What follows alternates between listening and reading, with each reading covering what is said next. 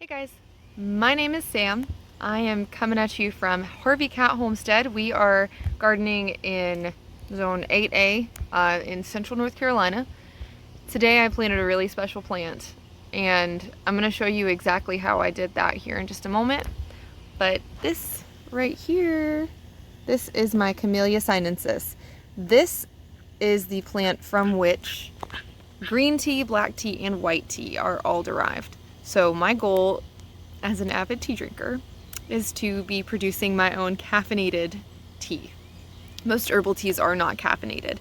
So in order for me to, get a hold of some caffeine, we're growing this little guy. So let me show you how I planted it and, all the little details around that. Hopefully this information, the way I planted it is essentially the way you plant anything in a clay soil. So hopefully that helps somebody, and I'll show you right now exactly how I did that. So we've got our little Camellia sinensis plants here. I only have one. I might get more. I don't know. We'll see. This is like a tree sleeve. I don't know how well this thing is rooted, so we're about to dump it out and just see what its roots look like, and that may affect how we plant it.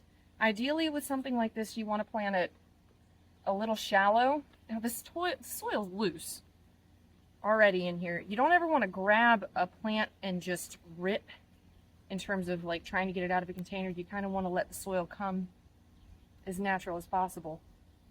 Yeah, you can see how loose this is. This is all coming out already. There's some healthy roots in here. They're just not real dense.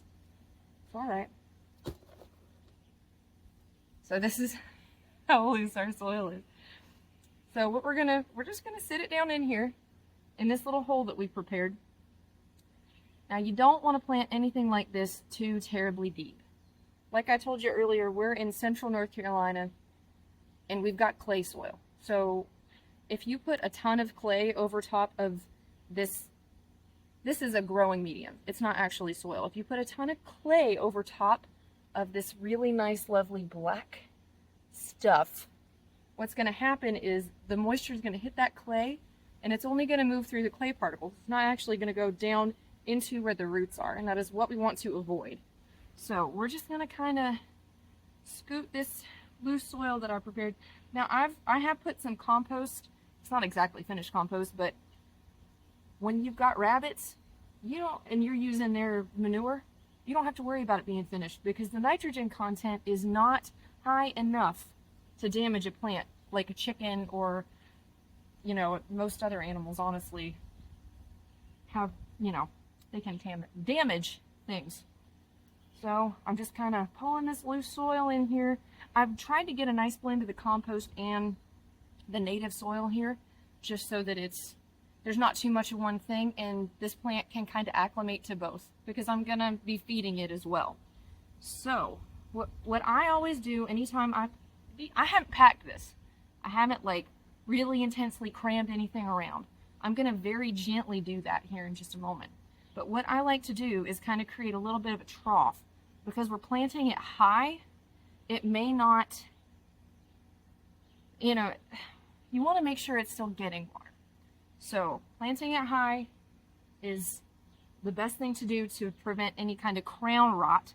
And you want to make sure that this crown, you can see this black little bit of soil here is still sticking out. So we're just going to gently press down, and I'm going to level this stuff out just a little bit, kind of pack it with my little trough here.